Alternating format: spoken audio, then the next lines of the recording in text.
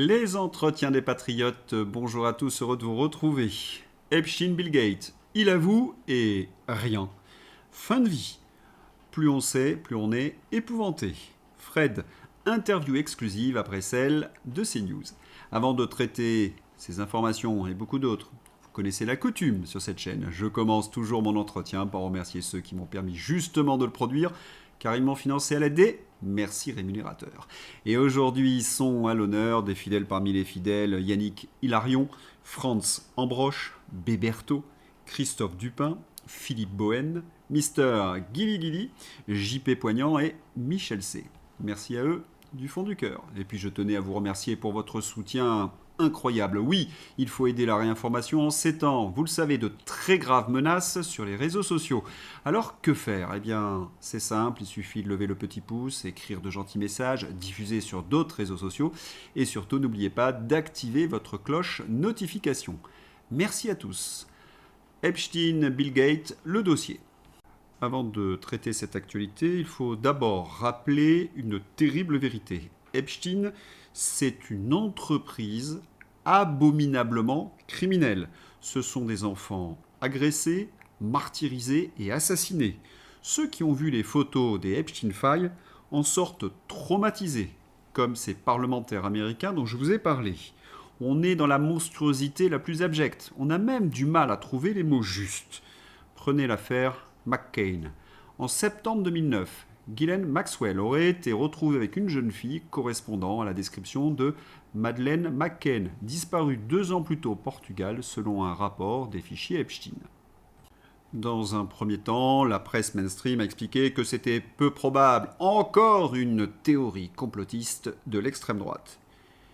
Mais lorsqu'on lit le témoignage qui a été livré au FBI, eh bien, tout concorde. La description physique, l'âge et la particularité de l'œil de la petite Maddy. Vous comprenez, on devrait poursuivre tous ceux qui ont trempé dans cette affaire. Eh bien, rien. Toujours aucune poursuite. Oui, bien sûr, il y a quelques démissions. L'ancien président de Harvard et ancien secrétaire au Trésor démocrate sous Clinton, Larry Summers, démissionne de l'université après que le ministère de la Justice a révélé ses liens avec Jeffrey Epstein. Je ne sais pas vous, mais ces démissions ont tendance à m'agacer. Pourquoi ? J'ai la désagréable impression qu'on jette quelques noms au grand public afin de calmer la colère populaire, avec la volonté d'un enterrement de première classe de l'affaire Epstein. Car enfin, qui sont ces hommes et femmes que l'on aperçoit dans les vidéos et les photographies, qui ont écœuré les députés américains et qui ont été manifestement identifiés ? Pourquoi ne sont-ils pas poursuivis ?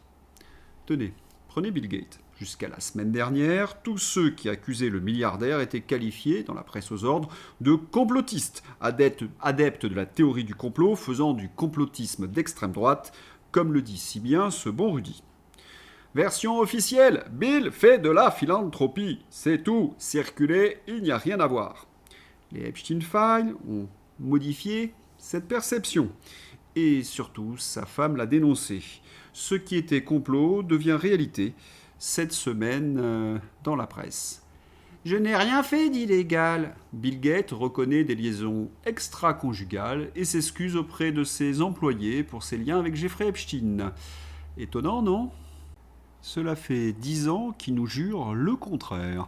Bill Gates a qualifié sa relation passée avec Epstein de grave erreur et a présenté ses excuses aux employés de la fondation pour le préjudice moral causé.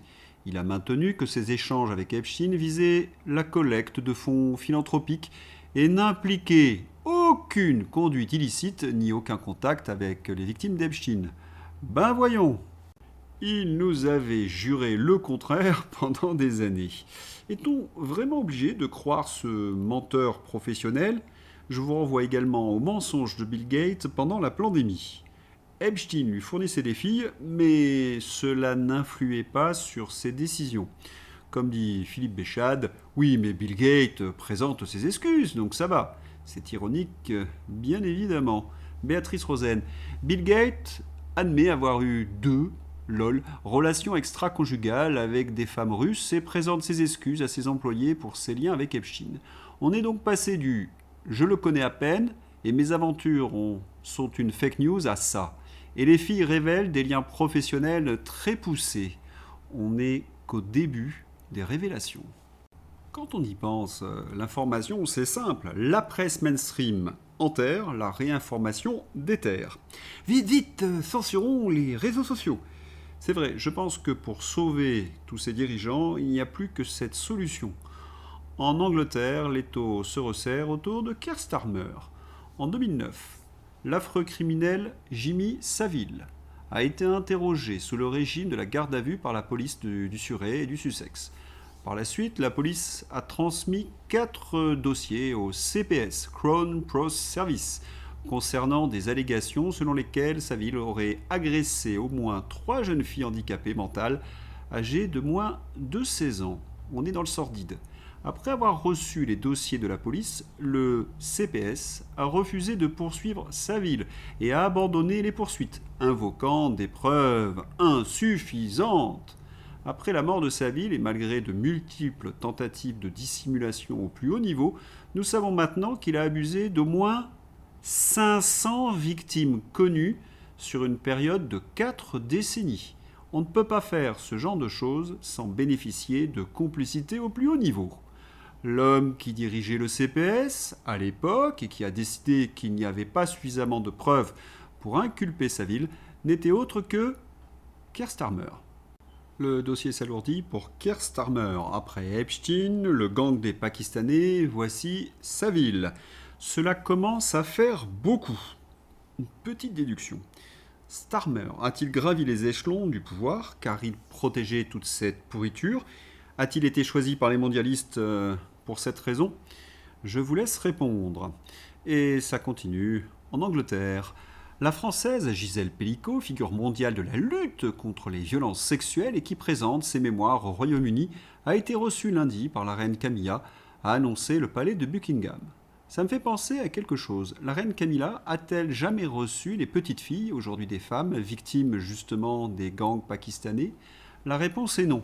Et pourtant, cela s'est passé dans son pays cette fois. Et en France, bien évidemment, c'est la même chose. Tous nos politiques savaient, après les enquêtes, les notes de la DGSI. Et qu'ont-ils fait? Un service de nettoyage pour blanchir tous ces criminels. Allez, un peu d'humour pour ne pas hurler. C'est drôle, 100% des personnes dont le nom apparaît dans les dossiers Epstein sont pour la censure des réseaux sociaux. C'est fou les coïncidences quand même.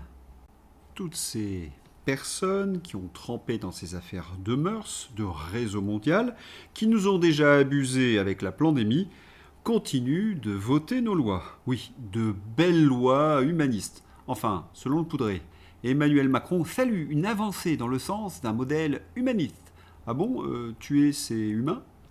J'imagine que cette inversion accusatoire a dû vous mettre en colère. Oui, parce que c'est une inversion accusatoire XXL. La fin de vie remet en cause tout l'humanisme chrétien, le serment d'Hippocrate, et le Poudré parle d'humanisme. Macron addict à la dissonance cognitive. Et il y a ce député macroniste. J'ai voté pour la proposition de loi relative au droit à l'aide à mourir, parce que c'est avant tout une loi de liberté. C'est complètement orwellien. Tuer les gens, c'est la liberté. On dirait d'ailleurs un propos à la Raphaël Arnaud. Nombreux ceux qui ont soutenu dans un premier temps cette loi de fin de vie qui avouent aujourd'hui s'être complètement trompés. Je pense à Didier Maisto. Au départ, de façon très exceptionnelle et strictement encadrée, je n'étais pas contre une évolution de la législation. Mais au fur et à mesure, en découvrant la philosophie générale du texte et l'absence de garde-fous sérieux, là j'ai changé d'avis. Ce n'est ni plus ni moins qu'une banalisation de la mort comme solution qui pourra au surplus être imposée. Eh oui, c'est toujours la même arnaque. Les journalistes matraquent soir et matin l'opinion à grands coups de cas désespérés et exceptionnels afin de vous culpabiliser. Quoi? Vous auriez la cruauté de les laisser souffrir, mais vous n'avez pas de cœur. Une députée dénonce cette arnaque. Elle a voté en 2021 cette loi pour la fin de vie et en 2026, il n'en était plus question. Voici pourquoi. En 2021, j'ai voté avec mon cœur, mais avec une connaissance imparfaite du sujet de la fin de vie. Je partais d'un principe simple, on ne doit pas laisser les gens souffrir. C'était juste, c'était humain, ça l'est encore. Mais j'ai compris aujourd'hui que je me trompais de réponse et de solution pour y remédier. En 2021, je ne connaissais pas la loi Claes-Leonetti. Je ne savais pas que la mise en place d'unités de soins palliatifs permettait de soulager presque toutes les douleurs. Je ne savais pas qu'un patient soulagé ne demande plus la mort. Je ne savais pas que 70% des Français n'y ont pas accès. 70% de désert. Ce soir-là de 2021, nous n'étions pas allés au bout du texte. Il était examiné dans le cadre d'une niche parlementaire et les débats s'arrêtent à minuit, que nous ayons terminé l'examen du texte ou non. En 2021, j'ai voté avec spontanéité. En 2026, je vote avec lucidité. Je ne peux pas voter ce texte parce qu'injecter une substance létale pour abréger une souffrance est une réponse archaïque à la souffrance. Nous sommes en 2026. La médecine et la science ont progressé à une vitesse folle. Nous bénéficions aujourd'hui de traitements efficaces contre la douleur. Nous savons procéder à la sédation profonde. Nous sommes en mesure d'accompagner physiquement et psychologiquement les malades en fin de vie. Ce sont les soins palliatifs. Voilà, c'est Chronique d'une évolution. Si vous voulez entendre en entier le témoignage de cette députée du MoDem, vous l'avez bien entendu dans ma description. Une fois de plus, les macronards ont manipulé vos plus belles émotions pour servir leurs petits intérêts, lesquels j'en reparle dans un instant. Mais souvenez-vous de la pandémie. Pchoutez-vous pour protéger bonne maman et bon papa. Quoi? Vous ne l'avez pas fait? Mais vous êtes un monstre! Comment pouvez-vous vous regarder dans la glace? Comme disait ce bon docteur Simès. Avec un produit qui ne protégeait ni de la transmission ni de l'infection. Une arnaque totale. Lorsqu'on travaille un peu sur le projet de loi, eh bien, les avis changent. La fin de vie, on en parle, moins on l'aime. Et on était presque à 80% de Français qui étaient pour. Et cela descend chaque jour un peu plus, 53%. Et si les Français voyaient cet entretien, à mon avis, il n'y aurait plus que 5% pour soutenir cette loi abominable. Oui, c'est une loi abominable. Voici les points qui ont choqué les spécialistes et les médecins. La notion d'aide à mourir confond le S assisté et la fin de vie, et les assimile à un soin. Tiens, donner la mort, c'est un soin. Le texte qualifie donc la fin de vie de soin, créant une obligation pour les médecins. Cette terminologie est un euphémisme qui masque la finalité de l'acte, qui est de provoquer volontairement la mort. L'aide à mourir ne concerne pas que les personnes en fin de vie. La proposition de loi ne s'adresse pas uniquement aux personnes en fin de vie. Des personnes ayant encore plusieurs années à vivre pourraient y être éligibles. Les critères de souffrance sont très subjectifs. Et dans une société civilisée, cette souffrance est prise en charge par les soins palliatifs. Une personne atteinte d'un trouble psychique peut demander la fin de vie. La proposition de loi permet à une personne souffrant d'un trouble psychique, en effet, de demander la fin de vie. La décision repose sur l'appréciation d'un médecin non spécialiste en matière de discernement. Oui, je sais, c'est fou. La proposition de loi vise également les personnes handicapées. Le texte ne protège pas les personnes handicapées et risque de diminuer leur visibilité et les moyens alloués aux dispositifs qui leur sont consacrés dans la société. La procédure de fin de vie est expéditive. Les délais de décision et de réflexion sont très courts. Une fin de vie pourrait être réalisée en une semaine sans que le patient ait reçu une information complète avant de confirmer sa demande. Le médecin référent a trop de pouvoir. Le médecin n'est pas un simple exécutant. Toute la procédure et l'interprétation des critères légaux reposent sur un seul médecin référent, sans intervention du juge. La fin de vie est présentée comme une alternative aux soins palliatifs. Le texte présente la fin de vie comme une alternative aux soins palliatifs et non comme une solution ultime intervenant après l'épuisement de toutes les autres ressources. L'absence de recours juridique contre la décision du médecin. Seul le patient peut contester une décision de refus du médecin. Pratiquement aucun tiers proche soignant ne peut contester une décision de mort. Les contrôles a priori et a posteriori sont insuffisants pour prévenir les dérives. La conscience des médecins est bien évidemment bafouée. Le professionnel de santé qui refuse de pratiquer la fin de vie doit sans délai communiquer aux demandeurs le nom d'autres professionnels disposés à mettre en œuvre la fin de vie. Tout établissement médico-social doit permettre la fin de vie. Le responsable de tout établissement médico-social est tenu de permettre la mise en œuvre de la fin de vie dans ses locaux. Cette obligation s'appliquera aux établissements privés ayant une éthique spécifique opposée à la fin de vie. Oui, on bafoue les consciences. Les pharmaciens sont obligés de délivrer la substance létale, mortelle. Les pharmaciens n'ont pas de clause de conscience et sont contraints de délivrer la substance létale. La France se démarque en cela des législations étrangères. Le délit d'entrave limite la possibilité de prévenir la fin de vie. Une personne cherchant à dissuader un proche de fin de vie pourrait être poursuivie pour pression morale, constitutive du délit d'entrave. Jean-Louis Wurtz. Mais comment se fait-il que les professionnels de santé ne se révoltent pas ? On l'a expliqué avec Franck, les syndicats sont noyautés.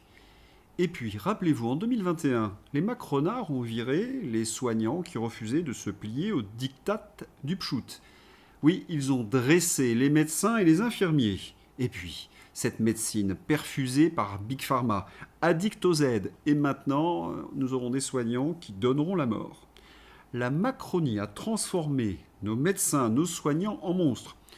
Remarquez un peu à son image, à l'Assemblée nationale. Votre texte prévoit aussi que sur le certificat de décès soit inscrit mort naturelle. Mais ce sera faux, objectivement faux, juridiquement faux et moralement faux.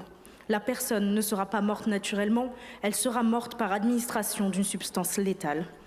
Vous demandez aux médecins de mentir, vous demandez à l'État d'effacer la réalité, vous demandez aux familles de vivre avec une falsification officielle. Mais pourquoi ce camouflage ?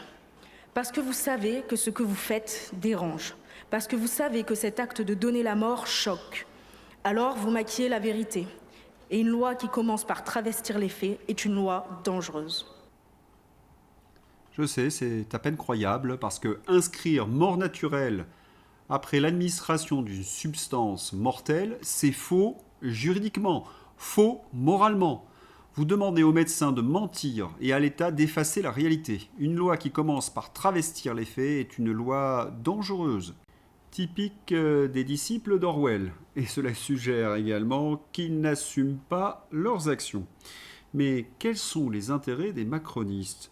Cela fait des années que dans les cercles du pouvoir ou de Davos, on cherche des solutions pour faire disparaître les déficits dans la santé. La fin de vie est la solution, parce que les derniers jours sont les plus coûteux. Mais la fin de vie, bien évidemment, pour les pauvres. Jean-Marc Jancovici, l'escrologiste, interviewé en juin 2019 par Socialterre. Dans les pays occidentaux, il y a un premier moyen de réguler la population de façon raisonnablement indolore. Ne pas mettre tout en œuvre pour faire survivre les personnes âgées malades. C'est monstrueux et toujours au nom du climat. Les fanatiques ont jeté à la poubelle les principes mêmes de toute société humaine. Respecter la vie et soigner les hommes quand cela est possible. Pour Jancovici, il ne faut plus mettre tout en œuvre pour soigner les plus de 65 ans. L'escrologie dans toute sa laideur.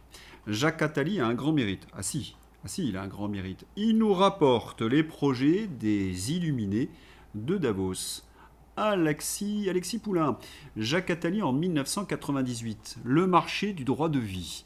La fin de vie des pauvres avec un rachat de crédit pour la mort afin que les riches puissent vivre plus longtemps en rachetant ces crédits. La vidéo est dans ma description. C'est quand même fascinant parce que ces gens de Davos passent leur temps à expliquer ce genre de choses. Lorsque nous, on vous transmet leurs pensées, on est qualifié par Rudy et ses petits copains de complotistes. Alors oui, ils ont écrit, et à de nombreuses reprises, que la fin de vie permettrait d'améliorer les comptes publics au niveau de la santé. Comme disait Hariri également, se débarrasser des inutiles. Et, comme l'a rapporté Alexis Poulain, il pourrait mettre en place un crédit de vie. Effrayant. Le père Michel Viau espère que tous ces députés qui ont voté cette loi de la fin de vie, vivront très longtemps. Pourquoi ? C'est pourquoi je ne puis que vous souhaiter de vivre très longtemps, afin que vous ayez tout loisir de voir toutes les conséquences de votre vote et que vous puissiez vous repentir. Eh oui, ils ont besoin absolument de voir ce qu'ils ont fait. Tiens, ça me rappelle un penseur américain. Qui? Thomas Sowell, économiste et penseur afro-américain. Une de ses pensées, lorsque les gens s'habituent à un traitement préférentiel, l'égalité de traitement semble être une discrimination. Thomas Sowell est plutôt du camp conservateur. Il avait écrit un livre, Les Oins, c'est-à-dire ceux qui seraient en quelque sorte bénis. Vous avez compris, c'est la définition des mondialistes. Conviction de supériorité. Les Oins se perçoivent comme plus éclairés, cherchant à façonner la société selon leur vision morale, souvent qualifiée de progressiste. Solution du tout ou rien. Ils favorisent des politiques idéales sur le papier, justice sociale, écologie radicale, fin de vie, plutôt que des solutions pragmatiques fondées sur des arbitrages et des compromis. Ignorance des conséquences. Et là, cela rejoint ce que dit Michel Viau. Selon les politiques imposées par cette élite, entraînent souvent des effets secondaires désastreux, étouffant la création de richesses ou nuisant à la population qu'ils prétendent aider. Et ça, ils refusent d'assumer les conséquences. Un peu comme Macron, un ouin celui-là. Responsabilité élitiste. Sowell soutient que cette vision méprise la capacité des individus ordinaires à faire leurs propres choix, préférant une gestion centralisée. Cette analyse vise à démontrer que les idées des oins sont souvent déconnectées de la réalité et conduisent à des échecs sociaux et économiques, voire l'Union européenne.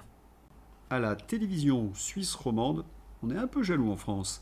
Une jeune femme, je pense que c'est une universitaire, va analyser l'affaire Quentin à la lueur de l'enseignement de Thomas Sowell des oins. Attention, c'est brillantissime.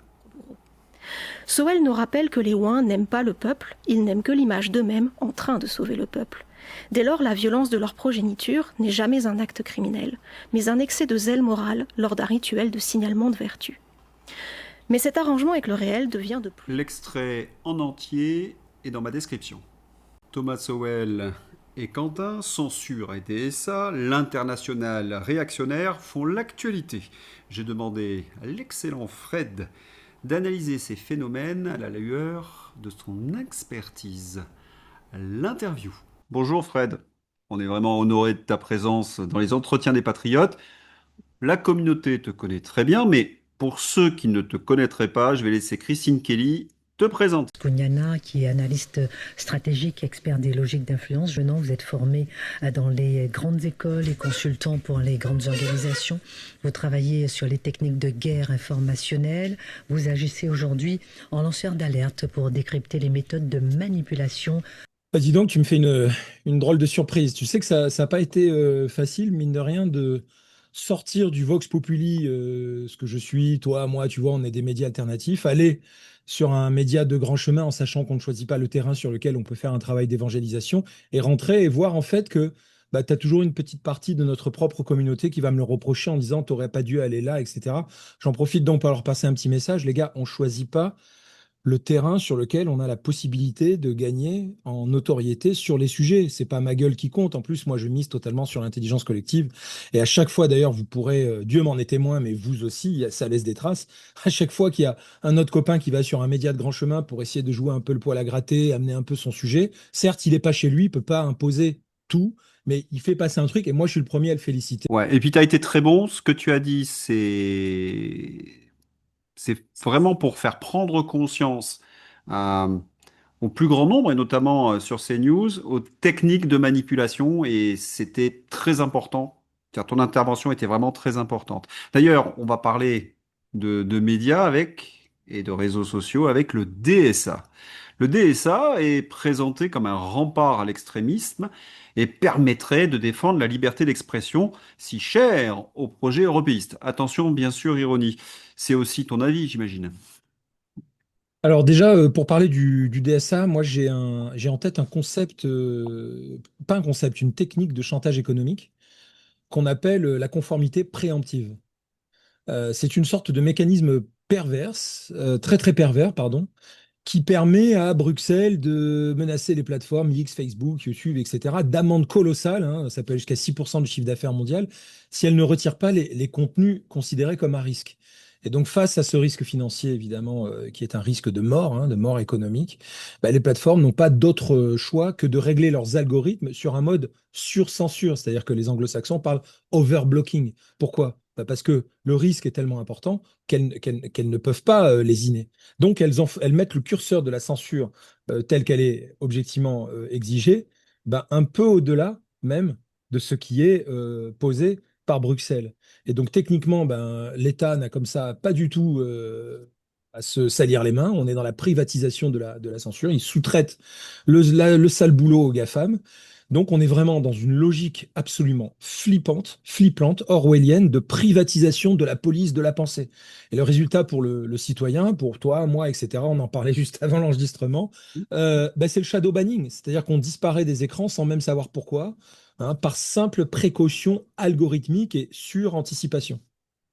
Et d'ailleurs, on a vu dernièrement cette semaine une étude montrant que des gens qui donnaient des informations factuelles étaient censurés par précaution. C'est exactement ce que tu es en train de dire.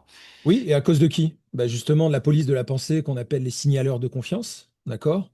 D'ailleurs, il y a le texte dans sa version anglo-saxonne, puisque toi, tu es à l'international aussi un petit peu. Bon, tu sais, c'est les trusted flaggers. Les trusted flaggers. Bon. Donc, bah, ça, c'est le cœur du scandale démocratique dans sa version la plus folle. Le DSA a créé une justice extrajudiciaire. Une justice extrajudiciaire. Excusez-moi du peu. C'est pas des juges indépendants qui décident de ce qui est illégal, c'est des ONG dont on ne connaît pas bien le prisme idéologique, ou plutôt on ne s'en doute que trop, Euh, on- des on- associations, des agences d'État labellisées signaleurs de confiance, etc. Bon, alors, là-dessus, on a quand même pas mal bossé dans les entretiens. Ces associations sont très proches de l'Open Society, elles sont souvent financées par Ouais. l'Open Society. Et aujourd'hui, dans mon entretien, j'ai montré que, par exemple, Aurore Berger voulait mettre des gens proches de la jeune garde comme signaleurs de confiance. Ça donne une idée quand même. Oui, oui, oui. Et donc en ingénierie sociale, dans mon domaine, on appelle ça le biais d'autorité artificielle. C'est-à-dire qu'on donne un badge de shérif numérique à des militants idéologiques qui sont souvent de gauche ou mondialistes pour qu'ils fassent taire leurs opposants politiques sous prétexte de lutter contre la haine ou la désinformation. Voilà. Et donc, c'est la fin, et c'est même anthropologiquement et d'un point de vue civilisationnel, c'est gigantesque parce que c'est la fin de l'égalité devant la loi. Des acteurs privés qui décident de la mort numérique, donc la mort sociale, puisque maintenant on n'a plus les bistrots hein, en France. La mort numérique, la mort sociale des citoyens, c'est un peu pareil. Je dis on n'a plus les bistrots parce qu'avec 2 fois ou 3 fois moins de population en l'an 1900 en France, il y avait 500 000 cafés du commerce et bistrots, hein, ceux que Pseudo-Voltaire appelait les parlements du peuple, hein, où on brasse des contacts, etc. On est de toute classe sociale, etc. J'en sais quelque chose parce que j'ai un petit rituel perso. Je vais toujours au bistrot de mon café du commerce du coin tous les jours. J'avais une machine à café, elle est tombée en panne et je me suis dit, bon, ok, je vais tester. Puis finalement, j'ai pas voulu racheter de machine à café. Je trouvais ça sympa d'aller passer une petite demi-heure, une petite marche, aller les voir. D'ailleurs, j'ai eu le cœur brisé parce que le monsieur qui tient le bistrot est décédé juste la veille de l'interview que j'ai faite chez CNews. Et je n'ai pas pu être à son enterrement lundi. Enfin, il est décédé le vendredi. J'ai pas pu, voilà. Et donc, ce qui m'a frappé, c'est cette espèce d'osmose émotionnelle quoi, à l'échelle de tout un village. Parce que le monsieur qui tient le bistrot, alors il n'est pas seul, il a des proches qui ont pris le relais. Mais enfin, c'était lui qu'on voyait tous les jours. Et donc, tout le monde est ému dans le village. Et vraiment, il y a quelque chose d'extrêmement triste, d'extrêmement tragique, évidemment. Mais il y a aussi cette espèce de beauté de la communion. Et donc, il y avait 500 000 bistrots et cafés du commerce en l'an 1900. On est tombé à 150 000 dans les années 70. Et à l'échelle de la France d'aujourd'hui, alors qu'on a beaucoup plus de monde, il n'en reste que 40 000. Pour moi, enfin moins même, moins de 40 000. Donc pour moi, ça veut dire que le véritable inventeur déjà du réseau social, c'est ça, c'est nous, nous l'avons fait. Enfin, on n'est pas les seuls évidemment, mais je veux dire, il y a comment dire, un profil très franco-français du bistrot qui est très particulier, qu'on voit notamment dans les films de Claude Sautet, dans Vincent François, Paul et les autres, très joli film que les gens devraient voir, un beau classique où l'on voit justement le patron va hurler sur le match de foot. Il y a une télé dans le coin avec tous les gens de son entreprise, puis des gens de voilà, espèce de mixité sociale et tout. tout qui fonctionne, voilà, bon an, mal an, qui fonctionne à peu près.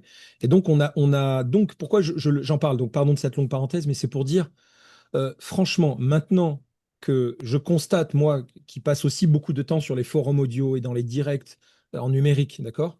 Quand on est shadowban, on active d'ailleurs, et c'est connu et c'est scientifiquement démontré, on a des zones de notre cerveau limbique, on va dire, hein, qui sont, en cas de privation de contact social, ces zones-là qui sont activées sont les mêmes que celles qui sont activées lorsqu'on est amputé d'un membre. Hein, donc, un certain nombre de recherches scientifiques ont démontré que quand quelqu'un vit l'ostracisme, l'ostracisation sociale, alors évidemment là, ce n'est peut-être pas sous une forme extrême, soyons clairs, on a toujours, évidemment, mais Mais ça reste la même zone de souffrance qui est activée. C'est intéressant. je vais rebondir sur ce que tu dis. C'est très connu, par exemple, pour les personnes âgées qui vont en EHPAD et qui parfois sont abandonnés par leur famille et qui disparaissent très vite. C'est Voilà, ce que disaient, par exemple, les psychiatres pendant le confinement, des gens qui étaient privés justement d'interaction sociale et qui dépérissaient et qui angoissaient et qui déprimaient. Les enfants aussi ont eu des retards psychomoteurs suite au confinement. exactement. Ouais. Mm. Ouais. Ouais, c'est vrai que ce DSA, c'est une perversion totale. Alors, on a des alliés, malgré tout, avec Elon Musk et une partie. Tiens, je vais rebondir sur une question que je voulais te poser un peu plus tard, mais de cette fameuse internationale réactionnaire. Le mot est Ouais. de Jean-Noël Barrot, le ministre des Affaires qui lui sont très étrangères. Comment tu réagis quand tu entends le mot international réactionnaire? D'abord, c'est une justification de leur propre effort de synchronisation mondialiste, puisque pour faire la transition avec le DSA et ce qui précède, là, on est vraiment sur une action qui est coordonnée à l'échelle d'une caste, hein, d'une oligarchie élective qui est, à vrai dire, complètement apatride. Et pardonne-moi, mais pour faire la transition, ça me fait penser à la partie, selon moi, hein, la plus perverse du DSA, c'est le fait qu'il pourra aussi exister une forme d'application numérique de l'état d'exception qui a d'ailleurs été théorisé par Carl Schmitt, hein. Le DSA permet à la commission de déclarer unilatéralement une situation de crise. Donc, c'est-à-dire que en cas de pandémie, de guerre et d'émeute, et c'est là en fait que c'est inquiétant, c'est comme on sait qu'ils sont extrêmement bellicistes, on a l'impression aussi que le DSA peut préparer cela, c'est que si on met donc en œuvre ce mécanisme d'état d'urgence numérique, on instaure techniquement le ministère de la vérité temporaire, hein, ou le ministère temporaire de la vérité, je ne sais pas comment il faut Ben, dire. Mais en oui, oui, gros, là, c'est. c'est l'état d'urgence qui leur permettra d'avoir une mainmise absolue, absolue. Donc, voilà, il faut par exemple imaginer que si le DSA avait existé pendant le Covid, toute critique de la politique sanitaire aurait pu être légalement effacée en temps réel. C'est plus de la protection, c'est du verrouillage narratif. Voilà. Donc pour moi, c'est un petit peu pareil. Maintenant, je dirais, on est dans le sillage, hein, de cette logique-là, à savoir que quand Barrault parle de tout ça, pour certains, évidemment, peut-être naïfs, ils vont se dire, ouais, c'est peut-être un concept intéressant, concept réaliste. Alors qu'en fait, évidemment, ce n'est que de la démagogie politique qui nous annonce, en effet, ce qu'on appelle un élément de langage, hein, sur lequel ils vont probablement se mettre tous d'accord. Donc, qu'est-ce qu'il fait Jean-Noël Barrot? Il tente on va dire, de pathologiser, hein, la vague souverainiste mondiale, hein. Donc Trump, Milley, Meloni, Orban, etc. Et il la présente comme une sorte de complot organisé. Alors, c'est génial parce que ces gens-là qui, dans le cadre du DSA, estiment qu'on est des complotistes, eh bien, eux voient clairement des complots partout, hein, parce que là, vraiment, c'est ça, hein, la parfaite, la- comment dire, la manière la plus juste, hein, de résumer sa pensée. Et donc là, on est surtout dans une forme d'inversion, hein, des rôles. C'est au sens d'une projection paranoïaque d'une élite aux abois qui voit évidemment les États-nations se réveiller, les peuples, les citoyens n'en peuvent plus, mais il faut absolument qu'ils se mettent sur la voie un petit peu savonneuse de la criminalisation de la pensée. Donc dans mon domaine aussi, on appelle ça la projection psychologique. Voilà. Bah, d'ailleurs, je voulais rebondir sur ce que tu es en train de dire. Déjà, dans le DSA, si tu critiques l'Union européenne, ils peuvent estimer que tu es un ennemi politique et donc te Voilà, censurer. exactement, exactement. C'est absolument dingue, puisqu'on est normalement en démocratie, on devrait pouvoir critiquer librement ceux qui nous dirigent. Bah, J'aime bien, moi. justement, Oui. si je peux me permettre une remarque, qui se réunit à Davos? Qui applique les mêmes directives de l'OMS ou de Bruxelles en même temps? En même temps. Ce sont les mondialistes, hein. C'est pour ça que euh, quand ils inventent ce concept d'international réactionnaire, les gens du gouvernement utilisent une technique de miroir déformant, hein, qui est basée sur ce que je disais avant. C'est une projection psychologique de ce qu'ils sont eux-mêmes.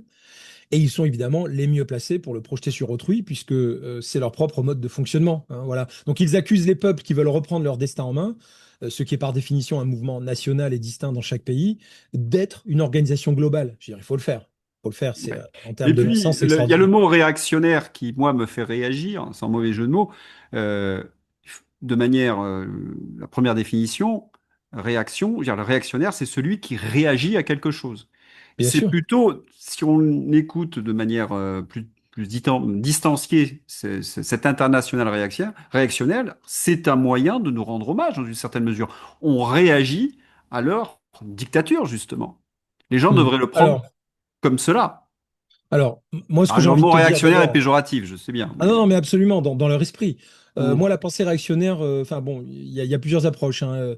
Il y a les réactionnaires du lendemain de 1789, et puis il y a un essai sur la pensée réactionnaire écrit par un de mes philosophes préférés, qui est Émile Cioran, et c'est tout à fait autre chose.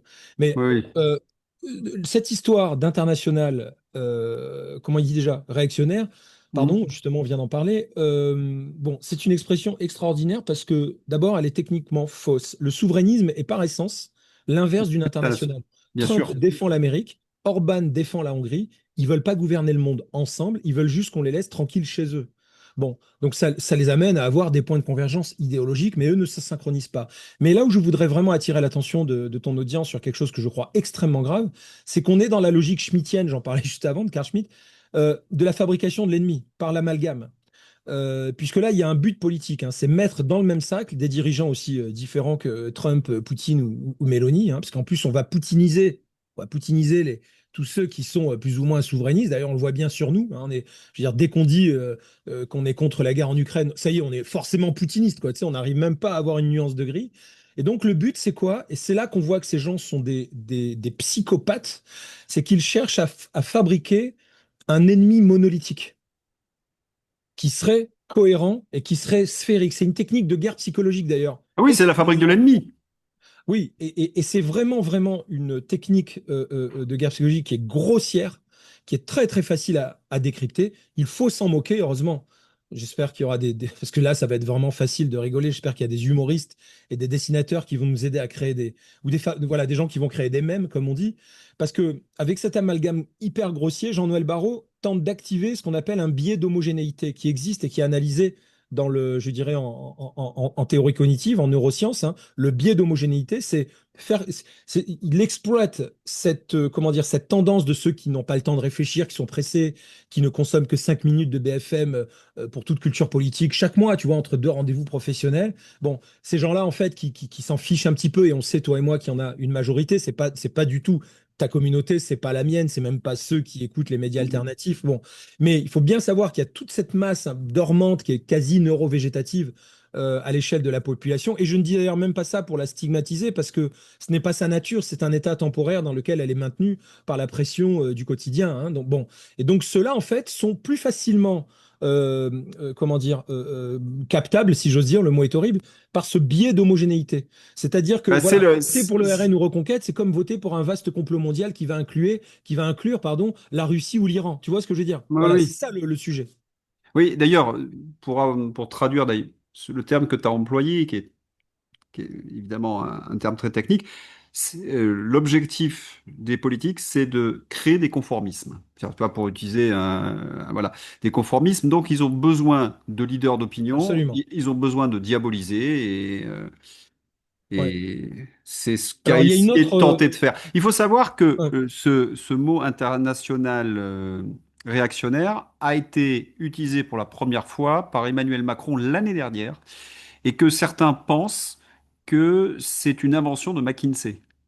Je lisais ça dernièrement, Oui, que mais alors, c'est une fiche McKinsey. c'est mon analyse, et je peux même te dire quelle est la manœuvre de McKinsey.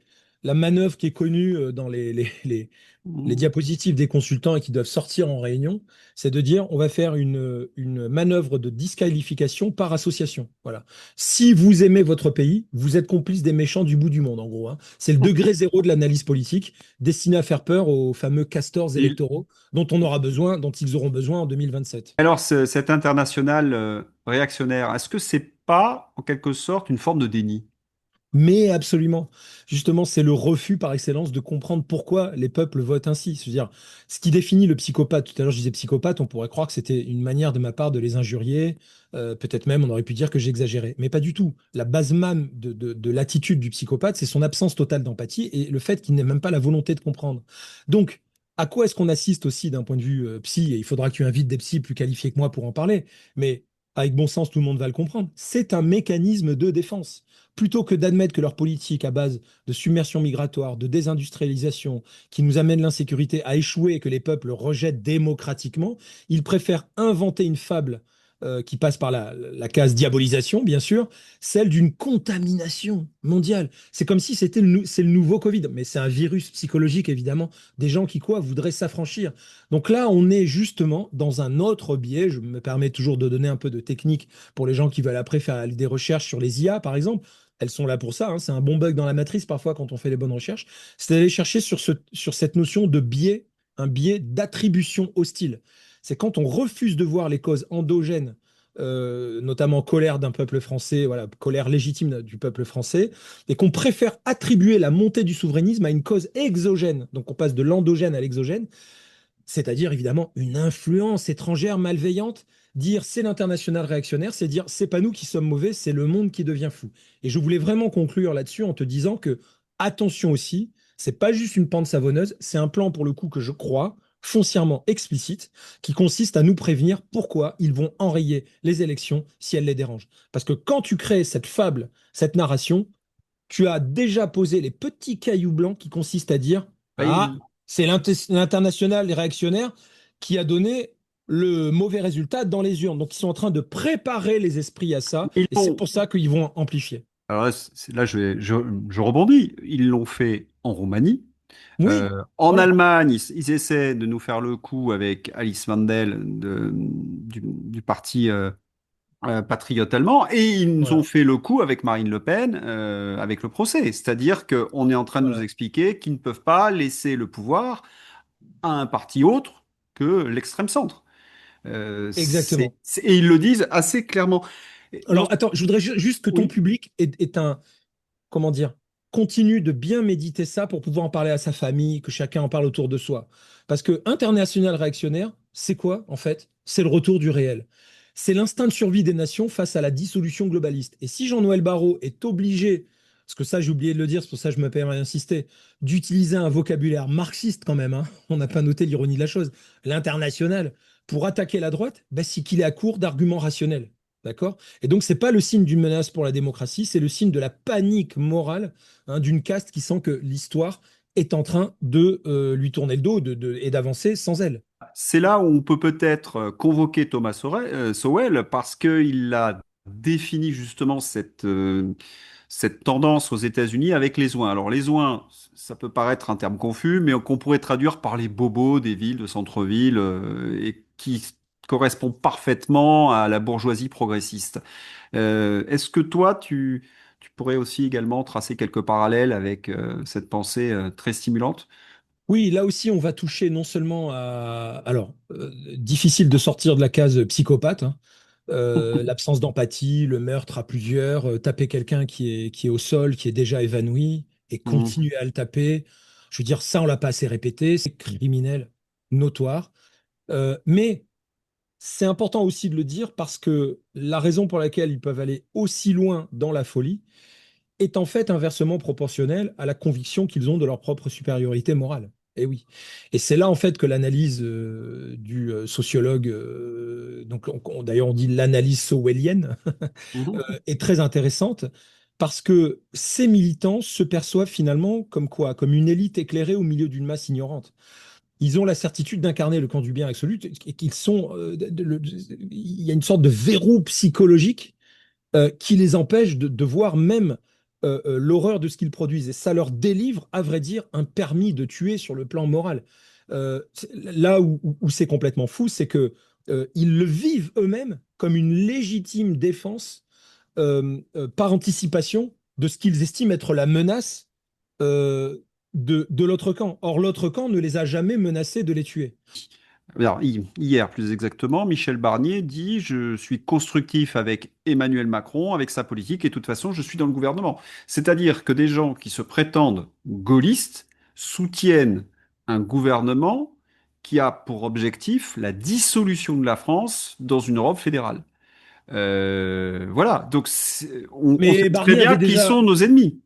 non, mais Barnier avait déjà prononcé un terme essentiel dans une vieille interview il y a plusieurs années, avant qu'il soit Premier Ouais, ministre. je vois Il très avait bien. Ouais. parlé de mutualisation. Il avait parlé de la Ouais. mutualisation. Il a dit, je suis un grand défenseur de la mutualisation.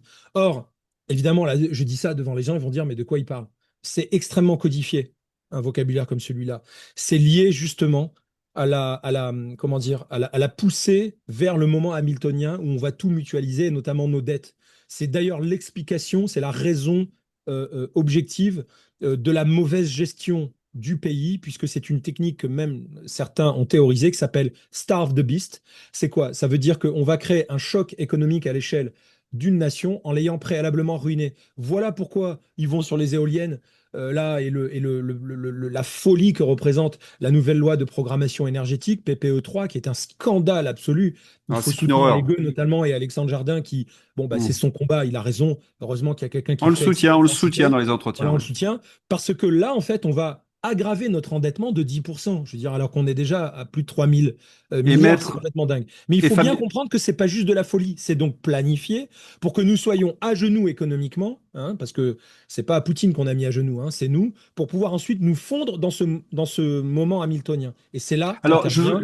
Attends, c'est oui. là qu'intervient, excuse-moi, c'est trop important, le mot mutualisation. Quand les gens entendent le mot mutualisation, ils ont affaire à un européiste cynique qui veut noyer la nation dans l'ensemble fédéral. Excuse-moi d'avoir terminé, mais il Non, fallait non, mais vraiment. c'est très important ce que tu as dit. Et toujours pour rebondir sur ce que tu viens de développer, Michel Barnier avait également dit qu'il travaillait pour l'Europe et que la France était en quelque sorte un modèle dépassé. Bien Dernièrement, sûr. Emmanuel Macron a expliqué qu'il fallait mutualiser les dettes. Il a fait un discours et il a été très mal reçu par les Allemands. J'ai toujours pensé que les gens qui pourraient remettre en question en premier l'Europe, ce serait les Allemands, justement parce qu'ils ne veulent pas mutualiser ces dettes et prendre en charge les dettes des Italiens, des Français ou des Espagnols. C'est à Mm, mm. suivre, bien évidemment, mais en tout cas, Macron a été très mal reçu et il a été qualifié par certains de dingo, d'ailleurs, en Allemagne, Ouais. par la Ouais, ouais. presse allemande. Mais les européistes allemands utilisent cet argument pour prendre plus de pouvoir en Europe et non pas Bien sûr. C'est voilà, ça, pour c'est faire toujours décélérer pervers, la hein, fédéralisation. évidemment, c'est toujours pervers. Thomas Sowell, je rebondis, je On y reprends revient, ouais. Thomas Sowell. Il utilise le mot mascotte que je trouve absolument formidable. C'est-à-dire que le peuple, pour ses élites bobos, ce sont des mascottes. Mhm. Quand tu entends ce terme, comment tu réagis? Ben, en fait, ils se considèrent eux-mêmes comme faisant partie de une certaine noblesse organique, quoi, hein, qui ne se nomme pas comme telle. Et C'est au c'est ce moins une qui vraie leur noblesse. Voilà, non, mais vraiment, ils se perçoivent comme l'incarnation de cette noblesse populaire, en quelque sorte, qui est une sorte d'abstraction qui ne nomme pas vraiment comme telle, qui fait référence à, je dirais, un imaginaire collectif fait de purisme, de spontanéisme, d'horizontalité, de solidarité, de fraternité, etc. Mais à vrai dire, c'est ce qui les place dans cette dynamique de solution en mode tout ou rien. C'est-à-dire qu'ils ne cherchent pas le débat ou le compromis démocratique. Moi, j'ai eu un LFiste, par exemple, tout à fait distingué, qui s'exprimait très bien avec élégance, qui est venu sur un de mes salons audio et qui m'a dit oui, oui, on est pour la démocratie. Alors, ah, intéressant. Bon, et puis on creuse un petit peu, et puis finalement, il dit oui, mais enfin, on est sur la démocratie, mais on peut pas la faire avec les souverainistes et les identitaires. Je dis, mais alors, c'est plus une démocratie. Ah, mais on peut pas la faire avec vous. Et puis, voilà, il m'a théorisé enfin, il a déroulé cette doctrine, voilà, qui est finalement le tout ou rien. Donc, ce ne sont absolument pas des démocrates. Quand tu es un véritable démocrate, tu acceptes la possibilité de, J'accepte comment le dire, compromis. non, mais déjà, tu acceptes même de perdre. Tu peux Ben perdre. oui. Parce que ce qui est important pour un démocrate, c'est la procédure. C'est la limpidité de la procédure, c'est le fait que les citoyens, on espère aussi éclairés que possible, et pour ça on va favoriser comment dire, on va lutter contre les biais cognitifs qui pourraient justement amener les gens à être manipulables, d'accord? Bon, mais en espérant avoir franchi en quelque sorte le Rubicon de toutes ces complexités-là, on est censé arriver à un moment donné au vote, que ce soit le référendum ou le vote local, peu importe, qui permet aux gens de choisir. Et peu importe le prisme idéologique du véritable démocrate, il est prêt à s'asseoir dessus s'il estime que les procédures ont été respectées. Or là, on a affaire à des gens qui sont prêts à tricher et qui nous le disent, et qui nous le disent maintenant et qui l'assument publiquement, hein, puisque la boulangère a pris je suis désolé, je la méprise tellement, je ne peux même pas donner son nom, j'ai pas envie de lui faire sa pub, mais elle a quand même expliqué qu'il ne céderait pas d'un pouce si jamais le RN, moi je suis même pas RN en plus, vous voyez, bon, j'ai une toute autre vision des choses. RN non Bon, plus. voilà. Mais moi, si le RN gagnait dans les urnes et que le combat démocratique, sur le ring démocratique symbolique évidemment, est loyal, je n'appellerais pas les gens à prendre les armes. D'ailleurs, même si LFI gagnait, ça me rendrait fou. J'en serais malade et peut-être même que je quitterais le pays. Mais si tant est que je puisse être certain que le scrutin n'a pas été manipulé, et si j'étais certain en quelque sorte que c'est ce que les Français veulent, ben, je dirais bon, bah ok, ben, c'est ce qu'ils veulent. Qu'est-ce que tu veux que je te Alors, dise? je te rassure, hein, les Français sont de moins en moins LFistes. C'est déjà un élément C'est d'optimisme. rassurant. C'est rassurant, c'est rassurant. Moi, ce que j'ai bien aimé dans l'analyse sowellienne, c'est que, pour Quentin, puisqu'on est sur Quentin, c'est que d'un côté, on a des enfants issus de cette bourgeoisie socialiste qui vont euh, tuer un enfant des classes populaires, parce que c'est ce qu'était Oui, Quentin. Donc il y a une sorte d'inversion marxiste où le marxiste, lui, dit, bon, bien bah, sûr. c'est le prolétariat qui lutte contre les élites. Là, ce sont les élites qui luttent contre le peuple. Et c'est ce que nous voyons en France, c'est-à-dire qu'on a des bobos de centre-ville qui sont entrés en guerre contre bah, les périphéries, les territoires, les terroirs. Et c'est là où Sowell, il est très stimulant. Ben justement, Sowell, il y a deux axes encore qu'il amène. C'est d'abord l'ignorance des conséquences dans sa critique. Il dit que la vision des ouins, des ouins, hein, de ceux qui ont J'aime été bien touchés par cette onction Ouais, bobo, absolument. voilà, pour eux, ce qui compte, c'est pas le résultat de l'action, c'est-à-dire un jeune homme est mort, une famille est détruite, hein, mais la noblesse de l'intention, c'est-à-dire qu'ils ont lutté contre la droite. Hein, donc, ignorer les conséquences, ça c'est un point que Sowell souligne. Et Mm. Sowell explique aussi que cette élite favorise des solutions, donc comme je disais tout à l'heure, du tout ou rien, c'est-à-dire qu'il n'y a pas de compromis possible. C'est là-dessus qu'on a fait une parenthèse sur la démocratie, à savoir que ce qu'ils cherchent, c'est la solution idéale sur le papier.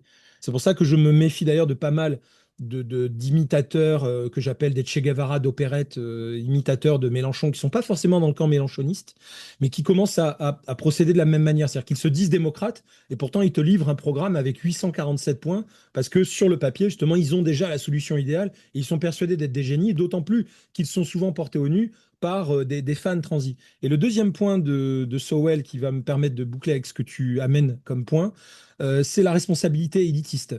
C'est-à-dire qu'en fait, ces meurtriers et leur soutien intellectuel méprisent profondément la capacité des individus ordinaires à penser par eux-mêmes. Et oui, c'est démontré par les événements. Pourquoi? Parce que s'ils considèrent que le peuple est en effet trop bête pour rejeter le fascisme par les urnes, alors, en effet, comme il l'illustre, eh bien, il faudra intervenir par la force. Donc, ils démontrent leur mépris du peuple. Ils démontrent le fait que le peuple, d'ailleurs, au prétexte que les médias qui les dérangent existent, bah, le peuple ne réfléchira pas par lui-même. Ça veut dire qu'il suffirait de laisser des tribuniciens, des orateurs et des éditorialistes s'exprimer pour que le peuple fasse le mauvais choix. Donc ça veut dire qu'ils méprisent profondément le peuple, c'est la preuve logique, mais incontournable, incontournable. Et donc de ce fait, ils assurent la gestion centralisée de la terreur. Ce sont des robespierristes purs. Robespierre d'ailleurs pensait incarner la volonté générale, alors qu'à vrai dire, il a écrit la Constitution tout seul avec un de ses petits copains, et puis il a promu la terreur par la suite.